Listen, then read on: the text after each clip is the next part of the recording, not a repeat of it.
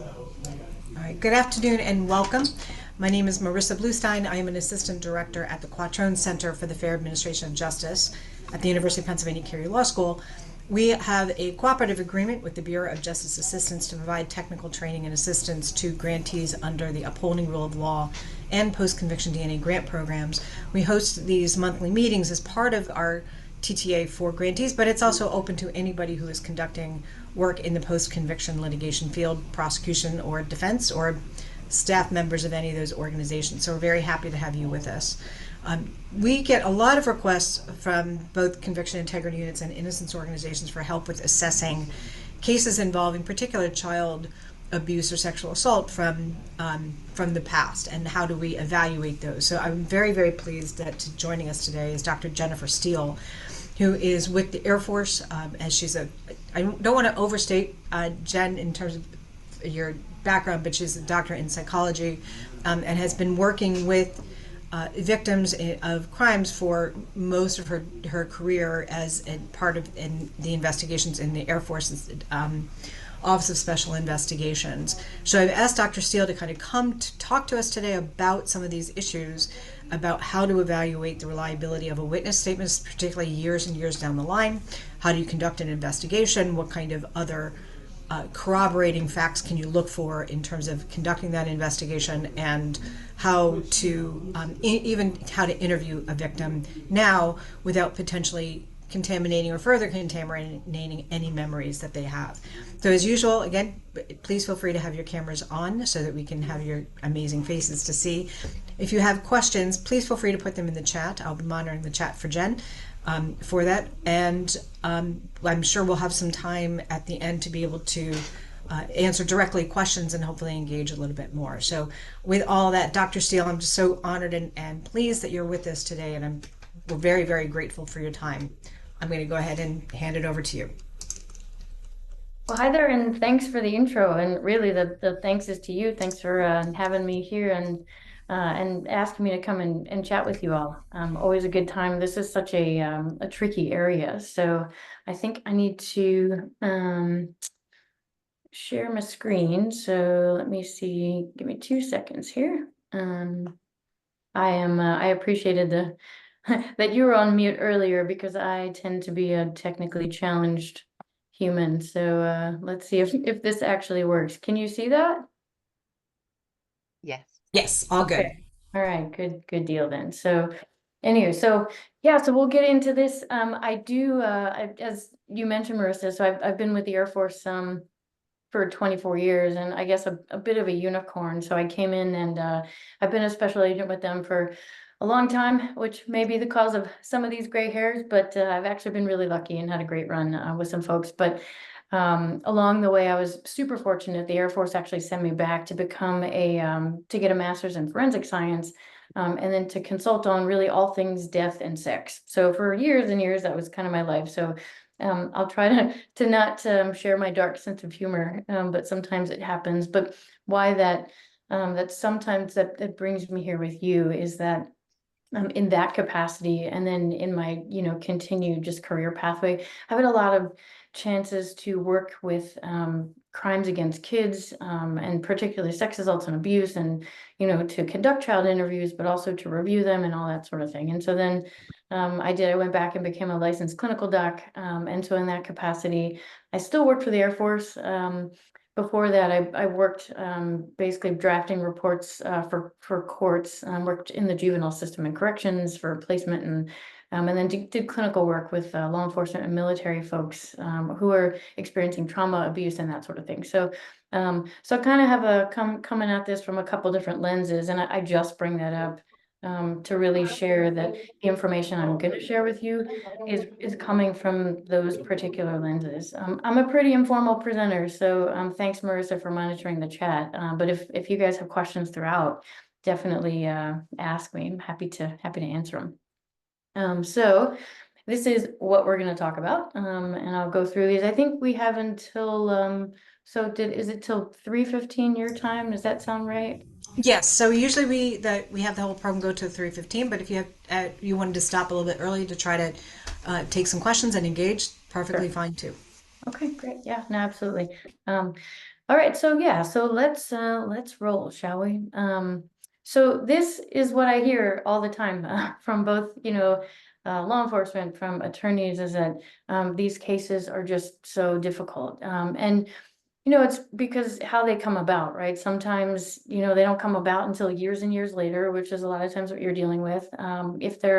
Even if they're immediate reports, they're young kiddos, and it's, maybe to a teacher or a parent, but if it's an older kiddo, it's not always a deliberate disclosure, and it's to a friend. And, the two things that people, particularly attorney friends of mine, have said, the most challenging part to these cases is that, I mean, basically, there's really insufficient, if any, evidence at all to corroborate the claim. And then you've got, a child who, their emotional ability to testify can be really tough as well. They're just not always there. So you're talking about, a lot of just lack of evidence and delayed disclosure. And then, of course, none of these are ever, at least I've not had experience with any case that's truly straightforward. There tend to be a lot of complicating family dynamics and all that sort of thing. So, anyway, so just to say, like, we're all kind of in this together, and that these are not easy things. I think it's worth mentioning as we talk about this that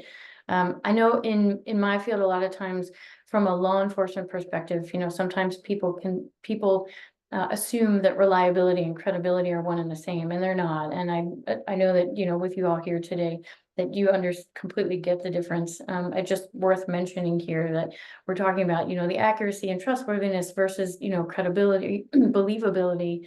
And I will touch on each one of these just throughout, but I just kind of like to make that difference up front. And so I think that, though, before we can even talk about assessing whether, memory, the reliability essentially, is that we have to understand that there are different types of memory distortions that can take place, and how that may affect, the child's testimony when they're younger, and even the adult's testimony later.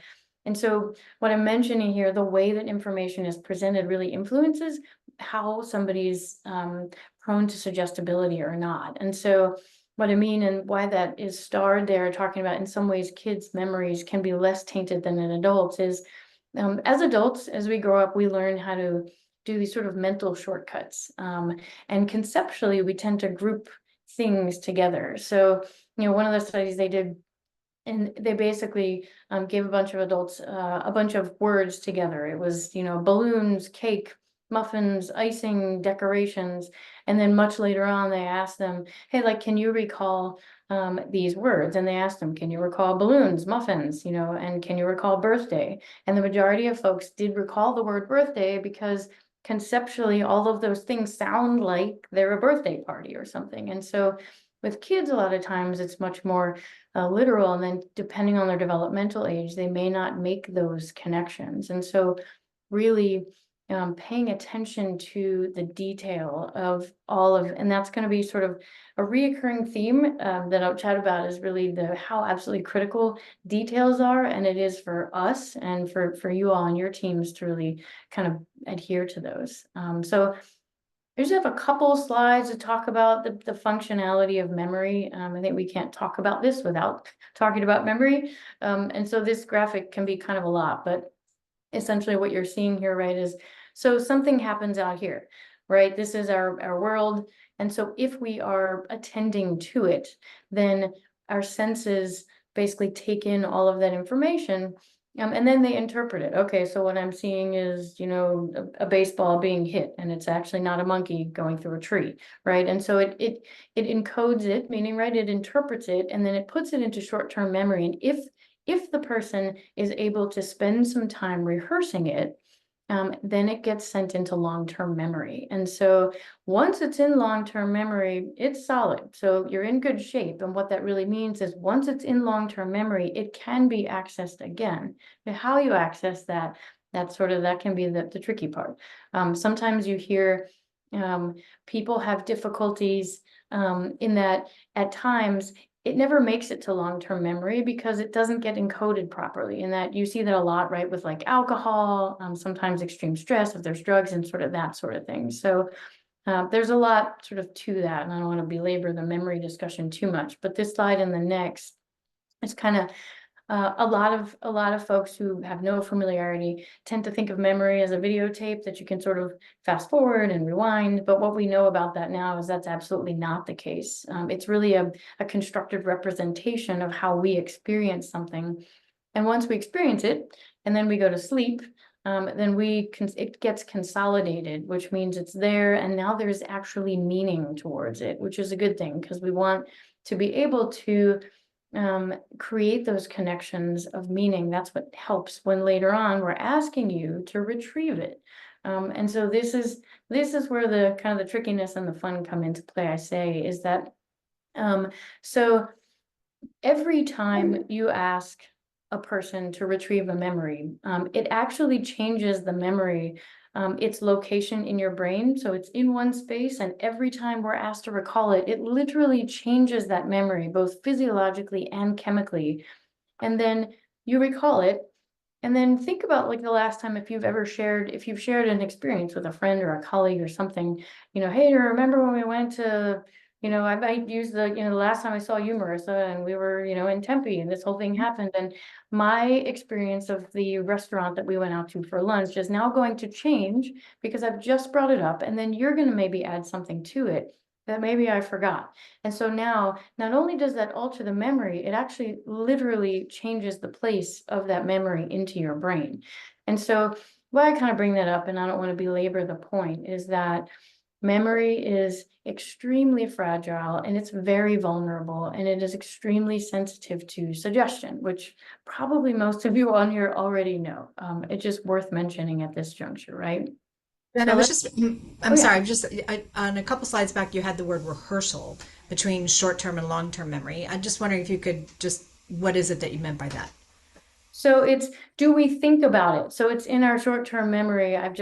Do we have a chance at the time to think about what we have just experienced in our head? And so if we're able to rehearse that even a little bit is what it's saying, even through 30 seconds, a minute, something, and make some kind of meaning to it, then we're able to get it to long-term memory. So great question. So let's chat a little bit here about what we're here to talk about, right? Kids and what impacts their memory, right? So one of the huge things, of course, as you know, is developmental age makes a huge difference, right? Like kiddos before 3 don't really tend to remember anything. And it's not really until about 7 years old that they're able to tell the difference between knowing something, remembering something, and sort of guessing at something. And so depending on where they are and when the event may have happened, that's going to impact how they remember it and how they interpret it in the world. And then what's home life like? Are they under a lot of stress? A lot of the cases that most of us deal with, people tend to have lots of compounding stressors going on in their lives. And so how that affects, are there increased cortisol levels and that sort of thing, that really affects how kids are able to remember things. There's even been some research about how the attachment style that a kiddo has to their parent or their caregiver is salient, such that folks who have a secure attachment style versus the sort of anxious avoidant attachment style to their parent actually have differences in the way that they're able to remember things. And so at this age, when we start, as we're younger, we start to develop what I call sort of our life goggles, and we all have them, which is, the goggles that we have through which we interpret everything that happens to us in our life. And so each one of us, if we went outside right now and we saw the same thing, each of us is going to have a slightly different interpretation based on our life and our experiences. So that's what that's talking about. So the next few slides are going to talk about these sort of salient topics that really come up in these cases, which are just in the research, and then I think from a practical experience as well, the common things that tend to come up in these cases that are really challenging. And purposefully, the top one up there is leading and suggestive interviews, because that's a reoccurring theme and a problem in what we experience in interviews, both for kids and for adults later on. And so I kind of will just encourage you to think about as we go through these, to think about how they may apply to the cases that you have to evaluate. And again, like if you have questions throughout, just let me know. Okay, right. So this comes up a lot, right? We hear this a lot, like the number of interviews, like the more somebody's interviewed, the worse it's going to be, and it's going to really taint their memory and create all kinds of inaccuracies. And sometimes that's true, but what the research actually says is that kids really are able to maintain an accurate representation of an event that they've experienced, even when they're interviewed multiple times. And they can be resistant to suggestibility.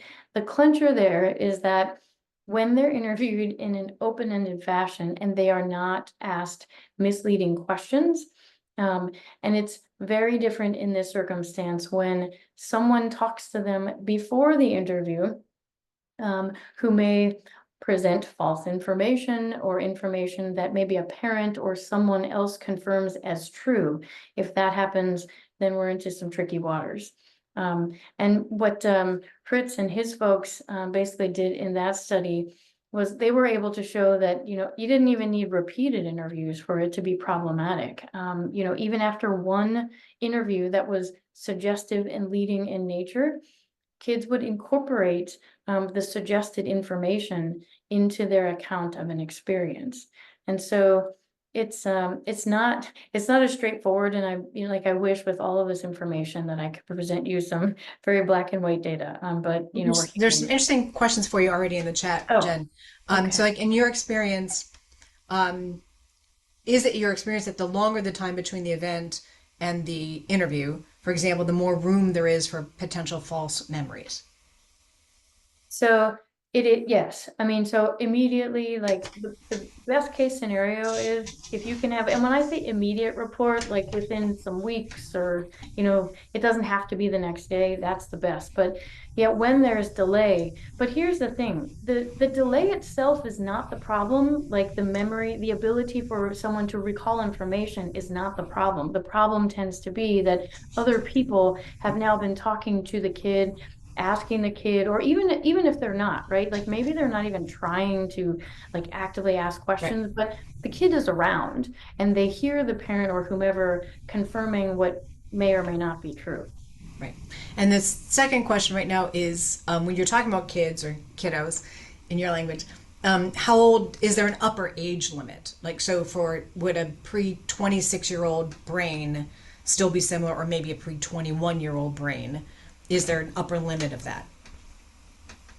So if we're talking about memory versus cognitive ability, I mean, cognitively, around teenage years, kids are getting a level of cognitive maturity and executive functioning that, anyone that has kids will tell you, like, maybe they're not fully there until about 25. But not so much, I mean, for our ability to start remembering things by, teenage years, it's there.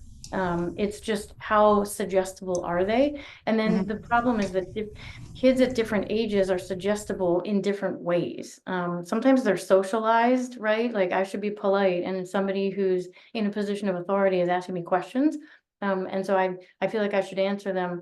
And so sometimes that gets into what we call confabulation, which is I'm just trying to fill the gaps. It might not be true or false. Does that make sense?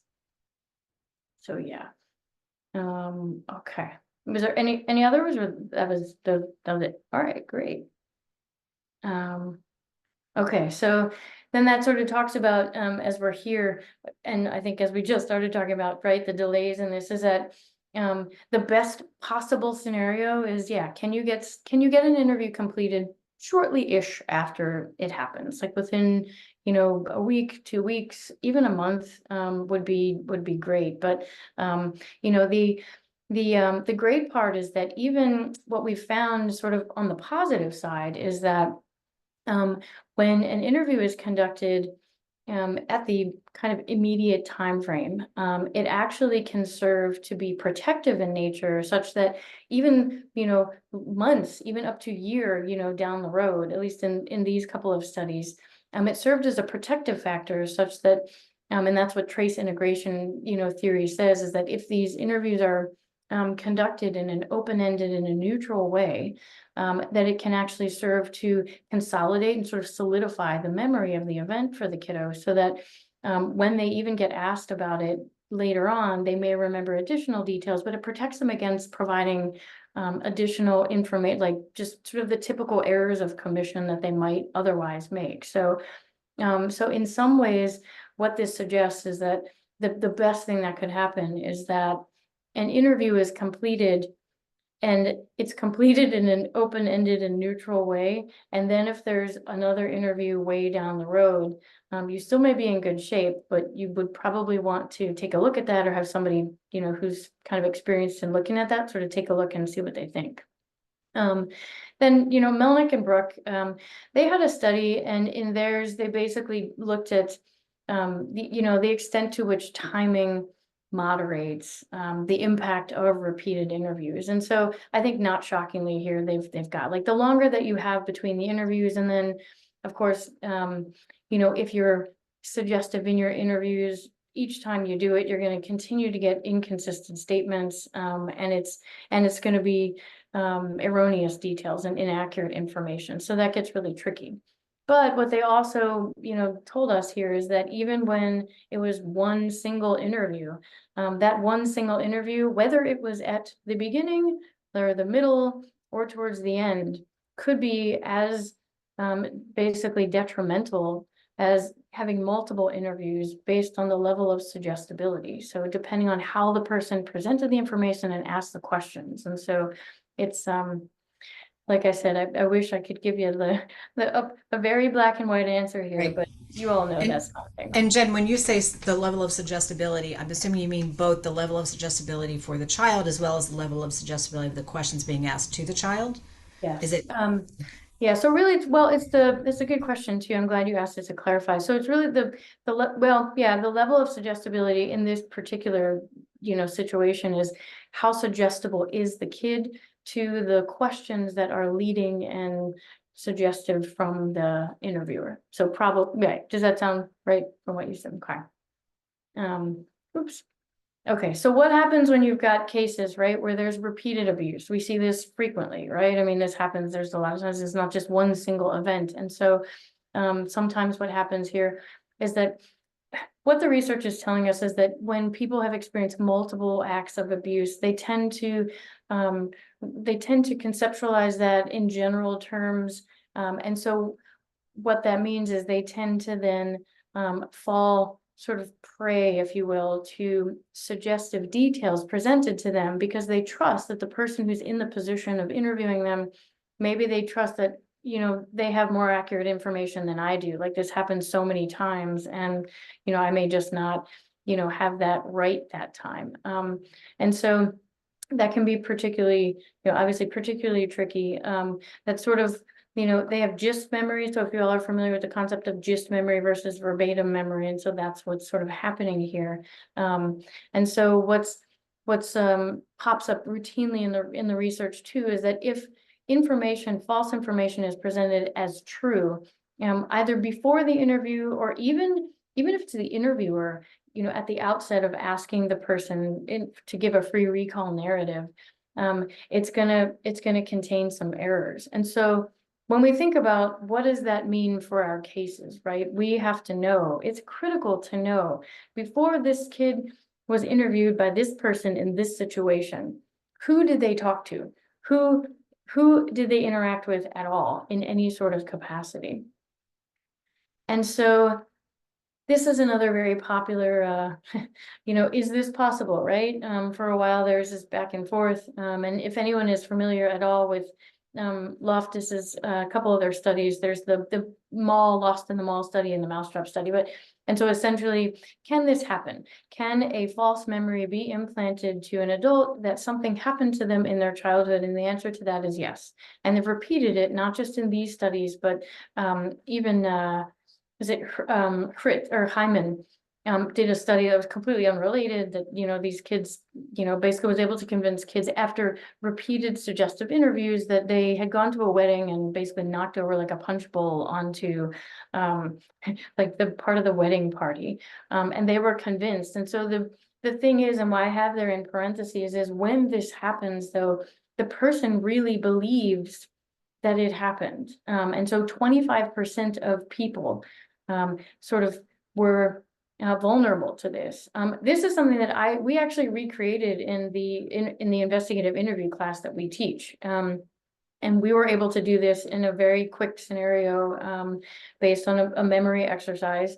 And it was very quick. And the person then was very, very resistant, even though there were 23 other people in the class that all saw that this didn't happen.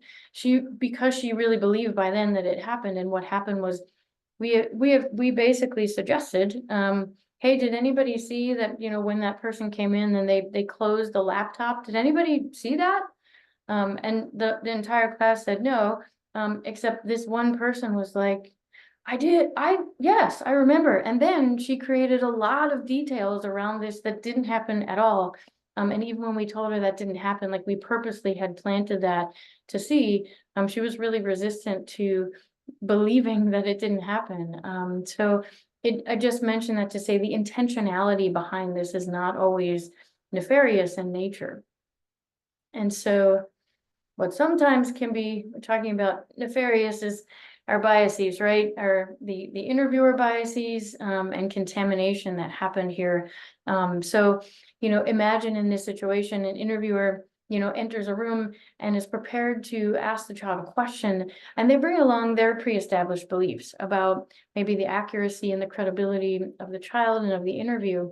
And so what that means is they unintentionally may put disproportionate weight onto certain statements that the child does say, and not pay attention to other things. And that's where in these cases, not only the interviewer, but law enforcement really tend to miss the boat, and so it's a combination of, and that's why you see at the bottom, it's suggesting that it affects everyone, is that it's a combination of, hey, this is where the interview was focused, but we didn't pay attention to these other things at all. And now we're focusing on just this one theory.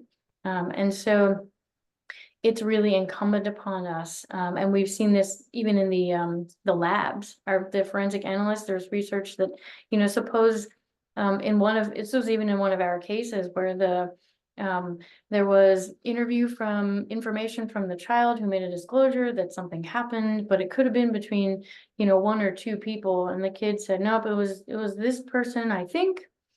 And then they sent it to the lab. And the examiner at this point had to objectively really, or subjectively kind of take a look at the evidence and say, is it this person or this person? But given the child's disclosure, and we've seen this in things like fingerprint analysis, tire tracks, footprints, the same thing happens. If they have a confession, then it really affects the way that they view the case if they otherwise didn't have that type of disclosure. So in summary, just in kind of how suggestibility is impacting these cases, kids can remain resistant to misleading questions from about the age of 5 on. And those are sort of the parameters, right? If the questioning is about the event that they want to talk about, if it's about an abusive event, they can absolutely maintain their accuracy on that. But there's a lot of deleterious effects that happen when we've got biased interviewers, resulting in just more inaccurate information. The longer the delay is between the event and the interview, and the more suggestive the interview, the more inaccuracies you're going to get.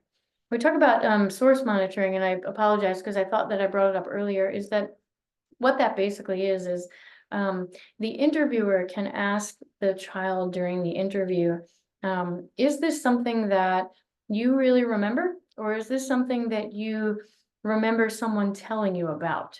And what research has shown is that the kids are likely to basically respond to that in the affirmative. And so if they really recall it, or if they actually just think that they heard somebody talking about it, it basically can just reduce the potential for false reports, which is what we want, right? And so even you see it suggests some younger and even older kids may agree that false events occurred, because sometimes false memories can be implanted. So the more repetitive they are faced with adults, with anyone in their life, frankly, and the interview saying that something did happen, the less likely they are to go against that. It's just not, we're just not socialized like that, so. All right, so what does that mean for your cases, right? Or for some of these cases, right? We have to know at the beginning, and this is something that a lot of times just law enforcement misses, is to whom did the child initially disclose? And then I want to know exactly how the conversation went, not just, hey, like, so tell me basically how it went. Like, we need to know exactly how that conversation went. And we'll talk a little bit about the interview method that really will allow us to capture exactly how that went. And then we also want to know how frequently since that time. I mean, has the kid spoke with anybody about that? Or has the kiddo been around anybody that has been talking about that?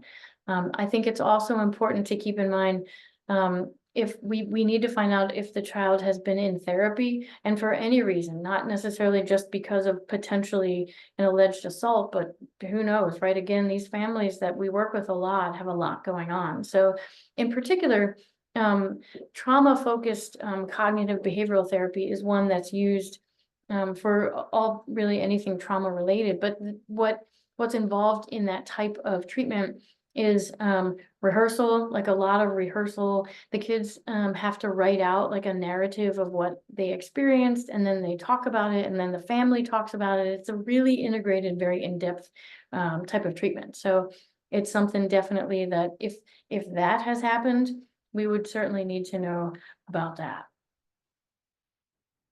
And then, of course, there's the interview challenges with the accused, right? I'm sure that all of us at some point have had these where, the accused is basically told right up front, right? Look, we know this happened because why would so-and-so lie? Now we just really need to know from your side why you did it and what happened. So you see these, sort of the themes that they use in minimizing or maximizing or projecting. At times it's still legal, right, to be deceptive or present false evidence and still allow it in the States. We're trying to reach as many people as we can to, to explain how absolutely detrimental that can be. But in other countries, it's not allowed. So, and then there's vulnerabilities with a lot of these folks too. So, I mean, we think about, and even any of the clients that you've had already or that you may have had, is that, when the duration of the interview is really important. If it's an hour, maybe not so much of a big deal. When you start getting into 4, 5, 6, and then what you see is that when people tend to make admissions, and you likely know this already doing the work that you do, right? They just want to get out of a situation that they're really uncomfortable in. I want to get out of this box and I don't want to sit here. But then they may have, mental health challenges. If you've got someone who's got a history of impulse control, and maybe they've had risk taking, but they just admit to things. Maybe they've got, ADHD and they're not really can't focus on what you're saying because they also have a dual diagnosis of anxiety. There's so many things that impact this. And so it's just, I would certainly be remiss if I didn't talk about this is something that needs to be reviewed when we're looking at the case. So if we're talking about investigative suggestions for, you've got an immediate report, right? So prior to the CFI up there, it's just stands for Child Forensic Interview. So I think I mentioned before, what you want to get prior to that CFI, if possible. And this is really, I suppose this part is somewhat geared towards, law enforcement, but if we can find out later, how did it come about? And again, exactly how did that conversation go? And I think in the next few slides, I'll show you an interview method that sort of really captures how to do that. The forensic interview. So nowadays, most folks, the child advocacy centers and those sort of are using a protocol that's, this one here is the National Child Advocacy Center. But states have their own specific protocols, right? But I mean, essentially, it should go something like, the interviewer explains their roles, and then they'll explain the ground rules. They try to build some relationship, right? Rapport building. And so they'll talk about, here's some ground rules. It's okay to say, I don't know. Tell me if I'm confusing you. It's important that you tell me the truth and that you don't just, try to get somebody in trouble or out of trouble. and ask me if you have questions. And then they give examples of each one of those ground rules. And then typically they will ask the interviewee to start talking about an experience that's totally innocuous and completely irrelevant. And so they do that because they want to get the interviewee ready for kind of this is how the interview is going to go. It's also, though, can be really helpful when evaluating statements because in one case I just recently looked at the interview, the amount of detail that they provide in that instance. So this person was talking about having just attended a birthday party for a friend and had tons of detail and was very animated and and just a lot of, and was using their hands.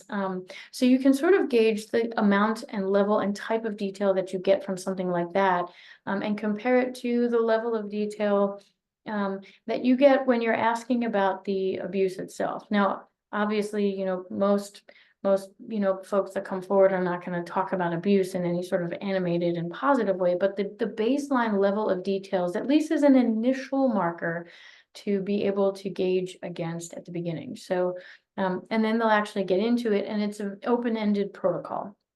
What I don't see, unfortunately, in these interviews that I wish we saw more of, are asking these questions that will elicit sensory detail or having kids draw out what they have experienced, much like we will ask adults to do. That is where you really get the richness of information. And so, as training goes on, maybe in the future we'll see this. I think what may be salient for the cases, if you're looking at post-conviction cases from years ago, not everybody was using a standardized protocol. And again, you have the difficulty of leading in suggestive questions.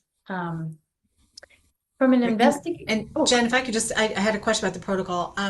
If I remember correctly from reading some of Dr. Bruck's work, it's not necessarily the details about the assault itself that might come out, but peripheral information, like about the bedspread or the walls or something. Like they may not be able to talk about the actual assault, but they can talk about peripheral details in a very, very detailed and rich way. Am I remembering that correctly? You are, and in fact, I think that, well, I'll show you, but it's in Oh, the and if you're slide. getting It's in to like it, a then couple of never mind. slides, but no, it's great. And there's a real relevance for that too. And that's great that you brought it up. So yeah, we will definitely talk about that. And actually, while we're paused, there is a question in the chat.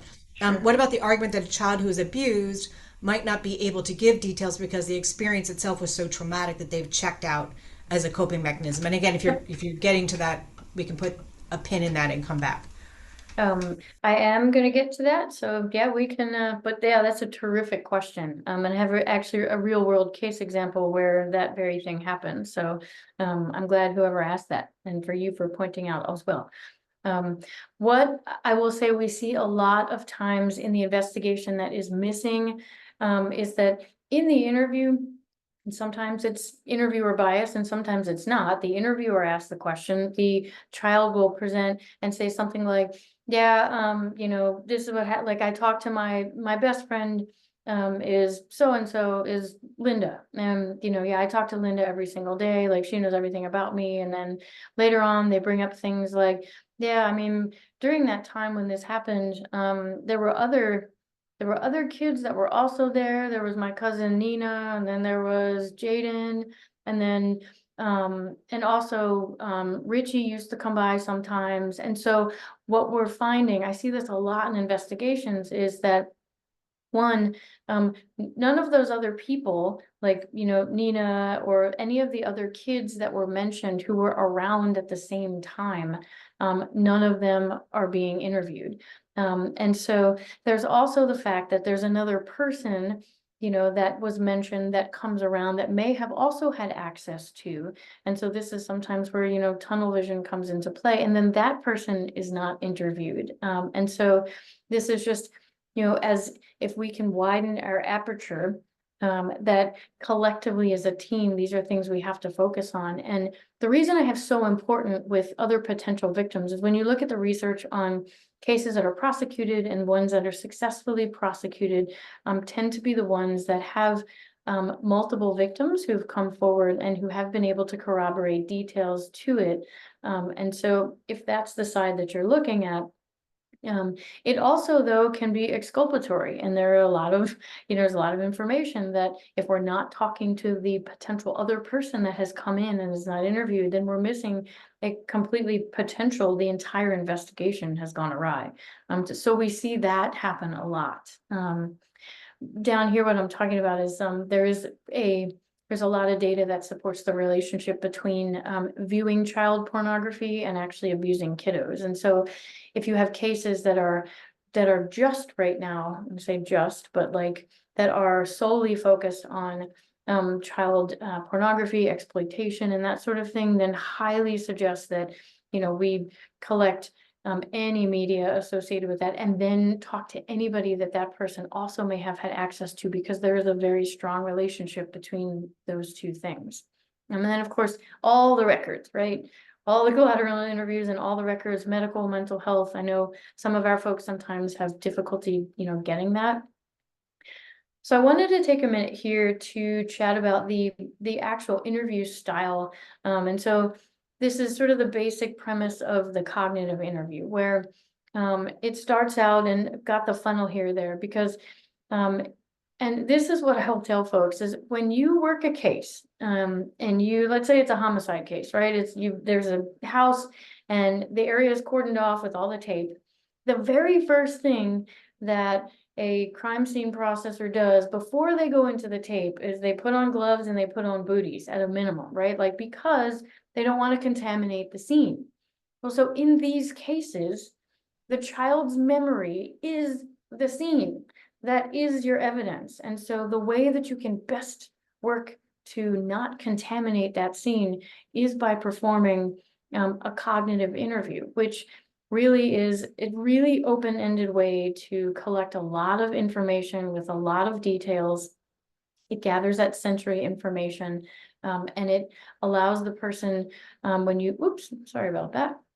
There we are. What you see here too is that we ask them for a general picture at the beginning. Tell me everything that happened. And then we go back and then we put them back into what's called a context reinstatement, which is if there is an event that happened, typically people talk about something that happened before, and then there's the event itself, and then maybe, in several different pieces, and then there's something that happened after. And what we know is that the best way to do it is sort of chunk out small portions of each part of their experience. And that's what this context reinstatement is. And we sort of explain it like mental time travel. I want to take you back to this time, and I want you to focus on what happened from this time to this time. And then we ask them to really use all of their senses. And we use what we call multiple retrieval cues. And by that, what I'm talking about is, in particular, and I advise all of our folks to, if there is a scene that exists, to use the drawing. The drawing tends to be both in practical matters and in the research, the method that collects the most details. But so we can ask them to draw, and so it's essentially, and I've got an example here of just an interview that I did, and so you'll see how that plays out. But you ask them to draw, and while they draw, you ask them to explain to you everything that's happening. And then you can use that drawing to sort of funnel down into what's, sort of narrow down into some of these details. And so in using this, and you'll see here what you've got on the side is the entire time you're addressing the emotions that these people are using, you're validating, and so you're just creating an environment that's comfortable and that's non-judgmental. And then you are assessing for their credibility. So this is, I think, the initial intro, and we'll see, let me know if you hear it, but this is the initial instructions that you would give to a person. So we've been basically relationship building here for, I don't know, 15 minutes or something. And now I'm trying to transition this person into, what I want him to do.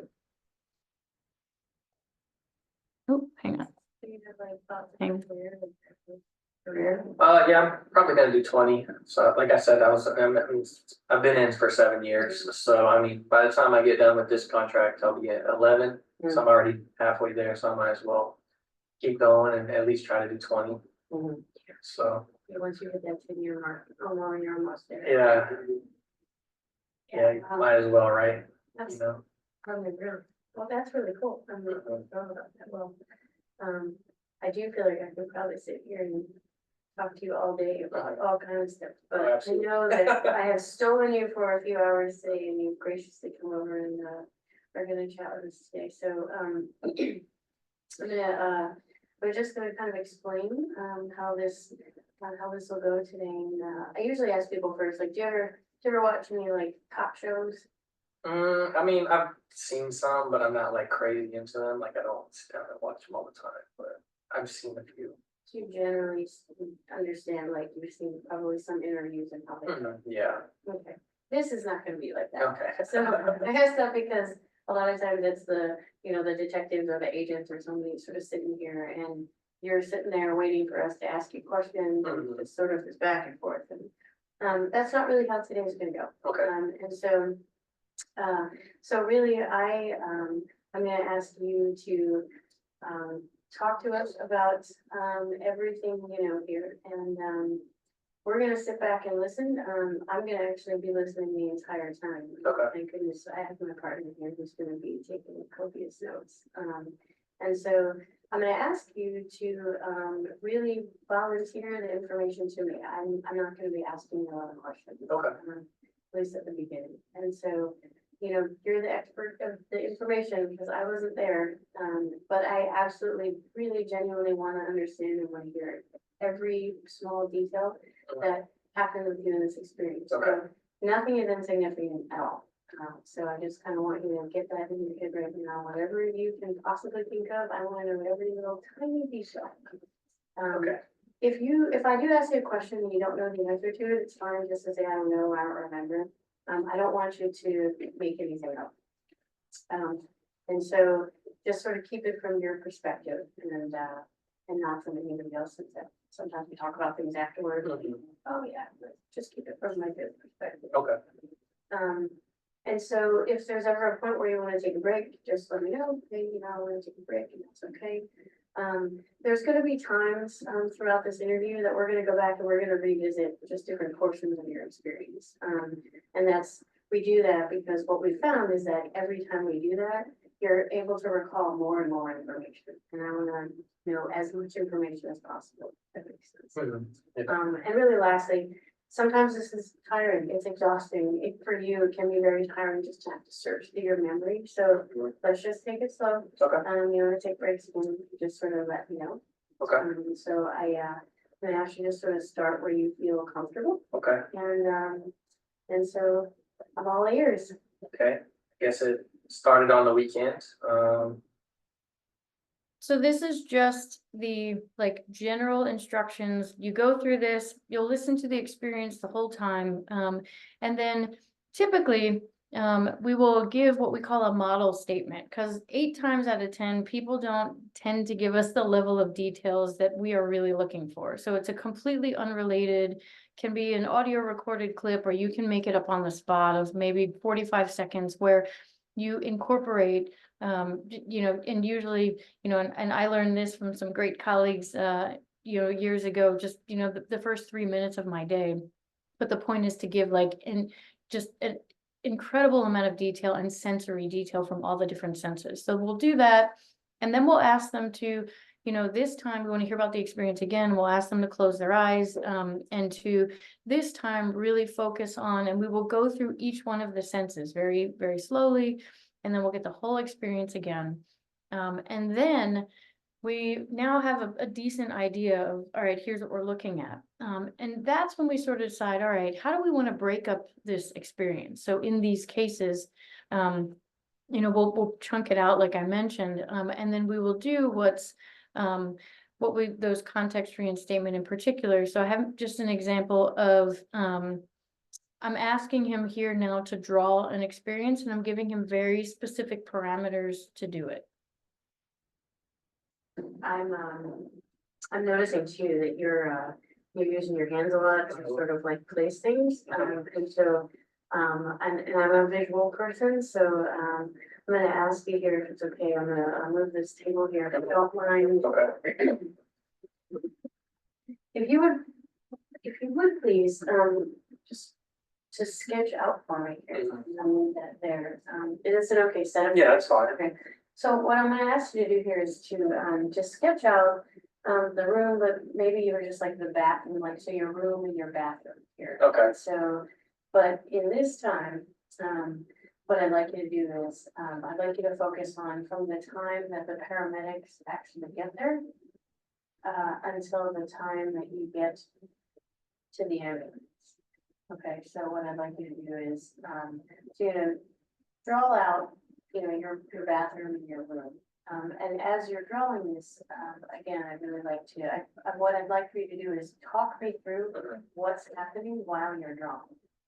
Okay, so I want you to just, again, just take this sort of, I'm gonna give you this pen in a second, but when I do, I'm gonna ask you to, again, just sort of take that 10 seconds. Okay. Okay, and place yourself, you know, you're on the floor and the paramedics just get there, not feeling so hot. And really just kind of take that time and think about, again, everything that you are hearing, everything that you're seeing, anything that you're smelling, tasting, touching, anything you're feeling inside and out. Okay, and just draw out for me what happens from the time you get there to the time you get to the. Okay.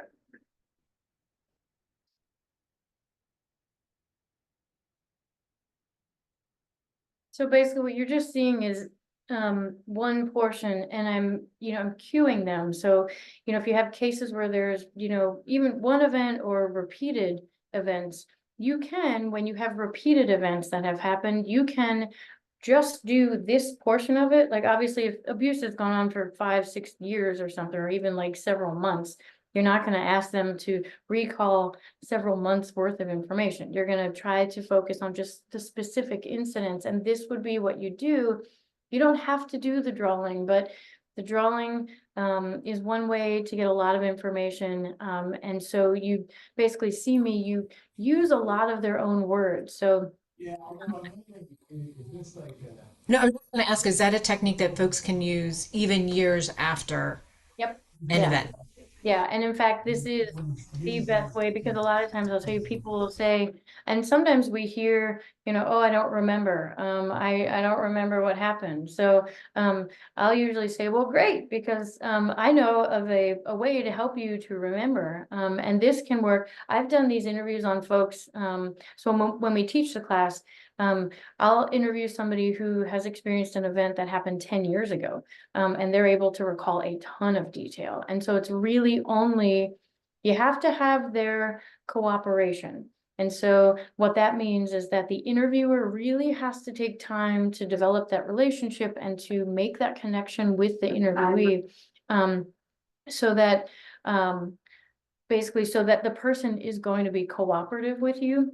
But when they do, and it's a slow process. So, I mean, when we do that, those interviews can last anywhere from, 3 to 5 hours. And so they are, I meant it when I said they can be like long and taxing. So it's just things to kind of keep in mind. So I'm going to move us on here. So this is, okay. So to get at the point that you brought up and someone in the chat brought up earlier, when we talk about, obviously we want to, when you're looking for what to do during the investigation, is you want to make sure that somebody's reviewing both the child interview and then the interview of the accused, but you're looking for any sort of corroborating evidence whatsoever. So this might be just photographs of the place where, the complainant says this happened, and it might be the carpet, the room.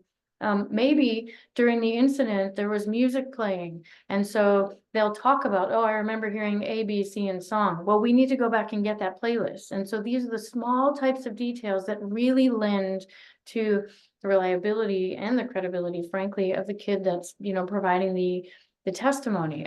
We actually had an example of a case where there was an assault that happened, and the person completely couldn't answer any questions about the person getting on top of them, how their clothes got off, how the other person's clothes got off, where anybody's arms were. Couldn't recall any of that information, but what they could recall was, I mean, down to the really specific details of this photograph that happened. The incident happened like on a couch in a living room, and they could pick out and describe this photograph that was like above the mantelpiece, and they could describe all the people in the photograph and what all those people were wearing. I mean, to a T, and that's actually what helped to get a conviction in that particular case. So, you know, and that's all of these things that they're unable to explain the actual salient event. That alone does not, you know, discredit or discount by any means. You just, you know, you have somebody, you know, on your side that can help to testify, an expert that can explain, hey, this is just what happens sometimes, but look, you've also got A, B, and C. And so sometimes we'll ask if they can do a pretext phone call, or a pretext chat, sometimes depending on the age of the complainant, that may not be appropriate for the child to do it, but sometimes a family member, or a friend. And we use the same modified cognitive interview for the accused, and for, I mean, very good reason. And so I will have the accused do all of the same things. We like to keep it even on both sides because we want it to be objective. And if anyone is, you know, whether they're, you know, being truthful with us or they're trying to be deceptive, it's very, very difficult using this approach. And I think I talk about that just in a couple of slides. So these are some of the questions, just investigative questions that we, you know, want to make sure that we can have answered. So if, you know, when you're just looking at your cases and evaluating them, if these haven't been answered, then they need to be, because not all behavior is really indicative of an assault. But if we're not asking the right questions and to the right people who are, all the people in this kid's life, then we are kind of missing the boat there. There are certain situational factors. For instance, we ran a case on a kid where the allegation came forward and they were exhibiting what looked like sexualized behavior, but then we realized that the family was like a nudist family, and they just walked around nude. That was just the thing, and so it was normative. And you know, another kid came to visit, and so there are some. That's a little anomalous, but once you look at, you know, what's normative for that child in that situation, you got to sort of take, you know, all those factors into account. And we need to be, you know, looking at alternative hypothesis testing. Why is this happening? Could it be this? Could it be something else? You know, there's a lot that goes along to that.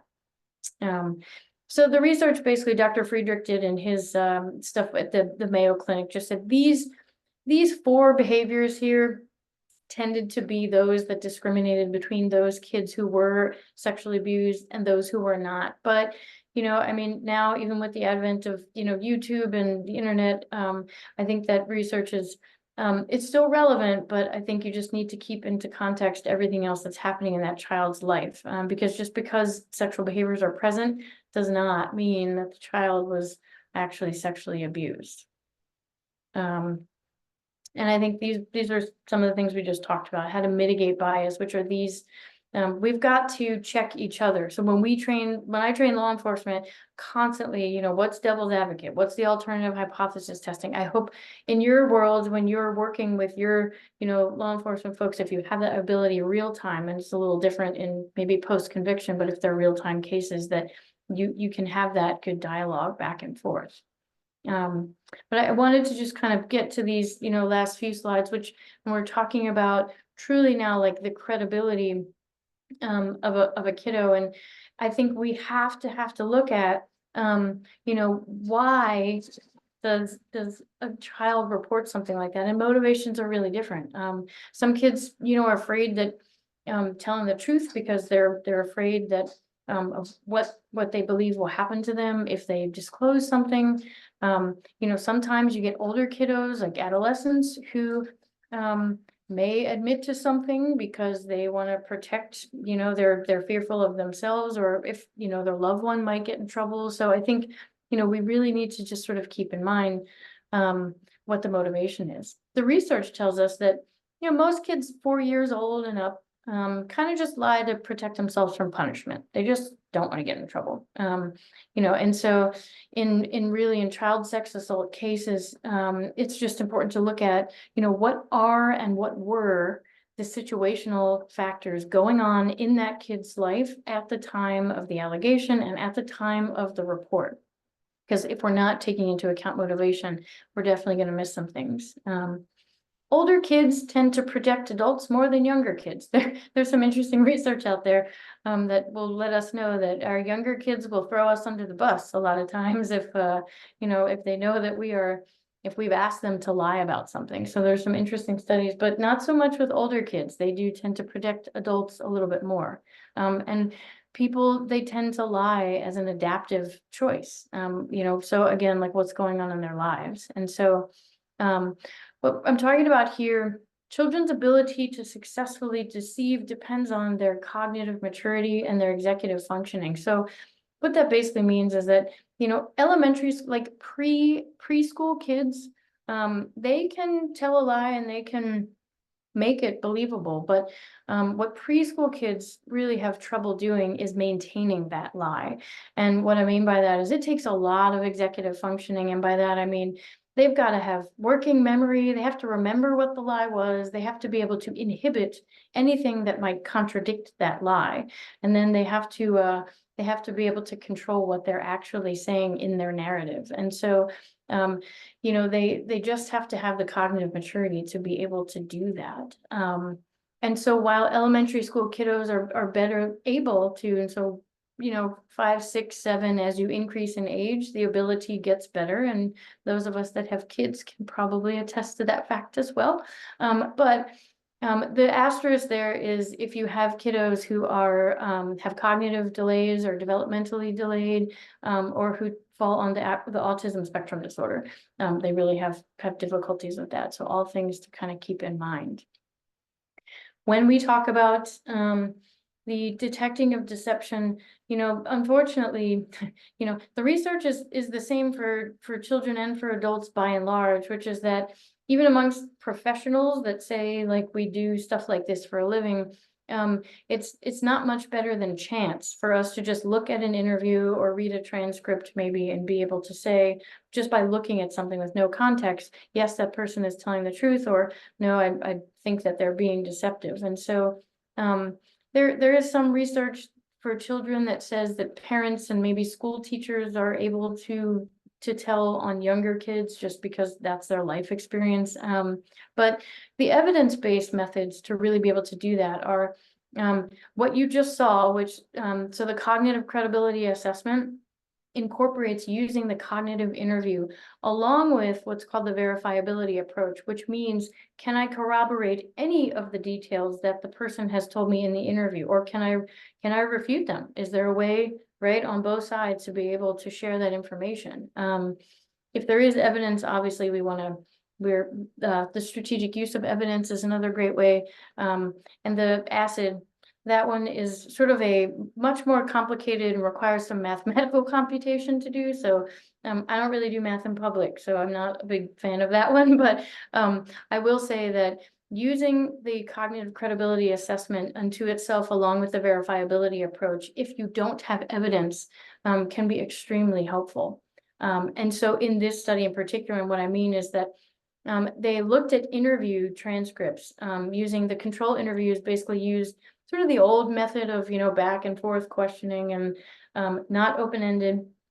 And they found that when they did the model interviews using the cognitive interview, there were not only a ton more words there, but they were actually able to discern those folks that were telling the truth at a much more and a clearly statistically significantly higher level than those from the control interview. So we say, and in your cases, what does that mean, right?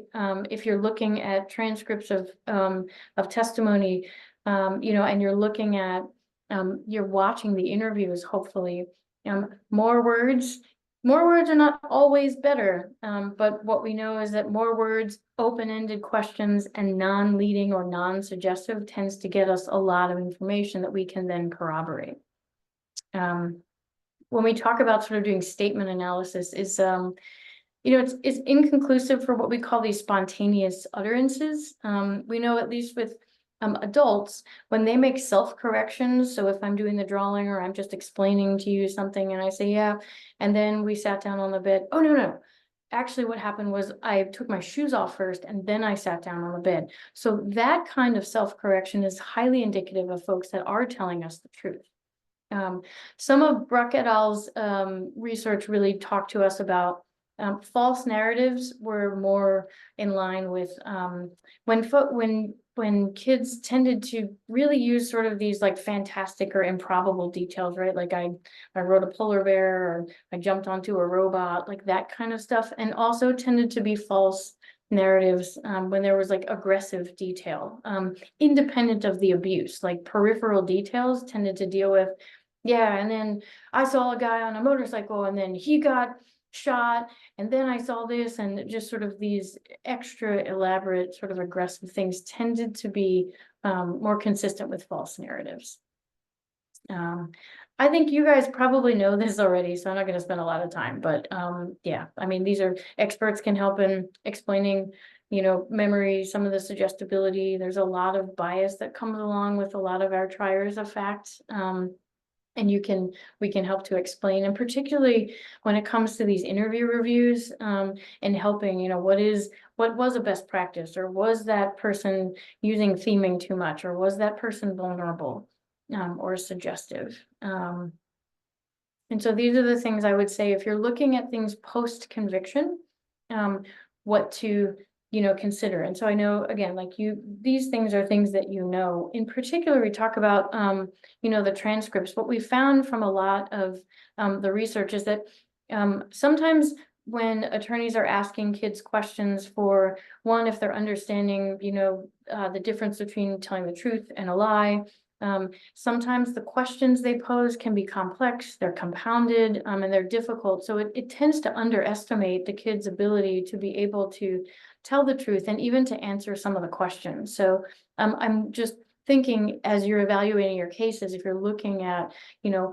what may be some of those factors that may have affected. I know I recently got a transcript from testimony of an adolescent where that was absolutely the case, and I saw the interview that child had had at an advocacy center, the adolescent, and you know, they were very, very clear. So there was a very clear discrepancy in how they presented. Now understanding, right, like it's nerve-wracking to be, you know, to have to testify in court, but there were discrepancies. So, so all of these things, and again, I think we talked about the witnesses that were interviewed, that should have been interviewed, that weren't, friends, people who they probably may have made a disclosure with, depending on their age, and if not. And then again, how you would interview that witness would definitely be to use that cognitive interview as much as you can, and for any other witnesses, even, you know, 10 years later. So it's with all of the people, frankly, you know, witnesses, complainants, anybody. And it's, you know, sometimes forensic evidence, even using genealogy, can be a helpful thing these days. So, oops, sorry. All right. I think that's the end of the talk. I think maybe we have some questions. Just this is my contact. I'm not sure what's happening here.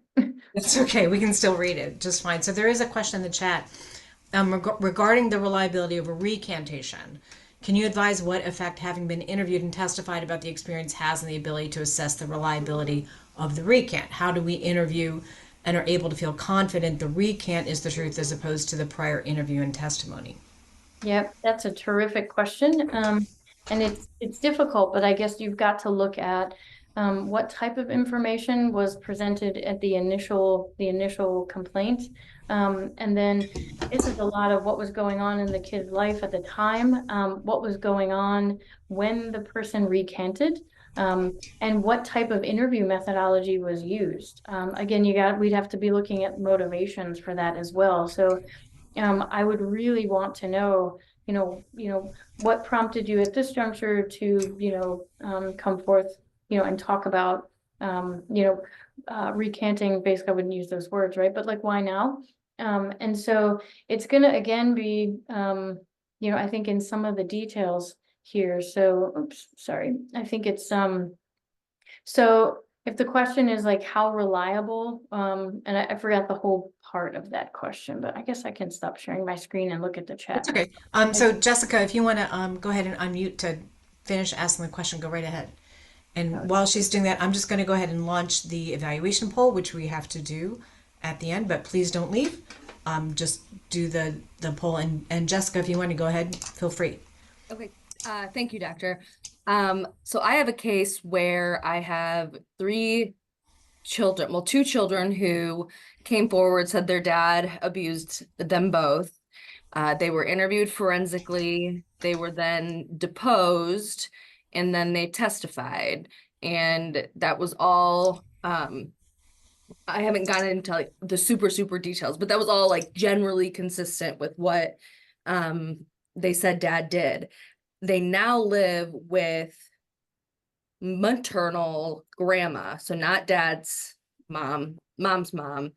And she is coming to us saying that mom told them to lie in the beginning. Dad never did any of those things. So I'm trying to figure out the path forward to not muddy up the waters worse.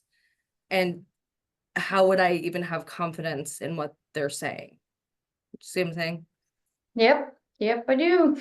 Yeah, and that's why these cases are so tricky, right? I mean, that's really difficult. So, so the age of the kids, at the time, how old were the kiddos when they made the, allegation in the first place? And then, well, I'll ask you that. So they're like 7 and 8, and now it's been 3 or 4 years. Okay. So I think, well, actually, I think it was delayed disclosure. So they may be like mid-teens now. Okay. Okay, and so now they're living with maternal grandma, and grandma says,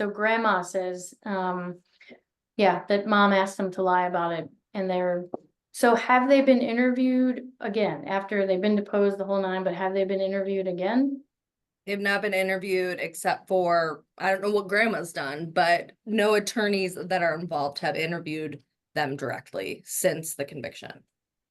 Yeah, I mean, certainly, like, before I would even talk to the kids at all, I mean, I think it'd be helpful to talk to mom and grandma. I mean, if you can get access or through, help, if your investigators can, and dad, like, what's been happening? Like, so before I would even think about talking to the kids, I'd want to be knowing, like, what's been happening over the past 3 to 4 years that in their life, and like why are they living with maternal grandma in the first place? And maybe you already have that. I don't want to get too much into your chili here about that, but because I think that motivation there is truly key, and I think having somebody take a look at the interviews that happened in the first place to review. So if you've seen those interviews in the first place, I mean, and I don't know, have you actually seen those first interviews that were done?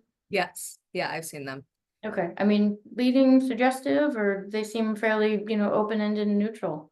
I mean, it seemed fairly open-ended and neutral. And I don't want to take everyone's time, but the big thing that sticks out is they like kind of trip over themselves to say how great their mom is and their stepdad.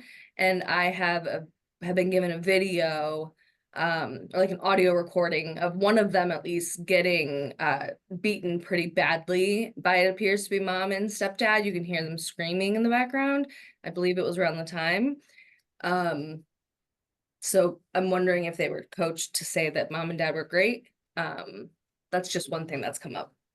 Yeah, I think I mean, your questions are all like spot on and really legitimate. I think I would want to do a lot more investigative work, or have your investigator, or, try to do a lot more, before even thinking about like talking to the kids about, about their recantation. And then to bring them in, maybe even not. There may be some information that you can find out, or your folks can find out ahead of time, that brings to light why now, and how did it come to be in the first place. So, recanting is fairly, like, people will do that again as if they think that there are consequences, that they think certain people got in trouble, that they either did or did not want to get in trouble in the first place.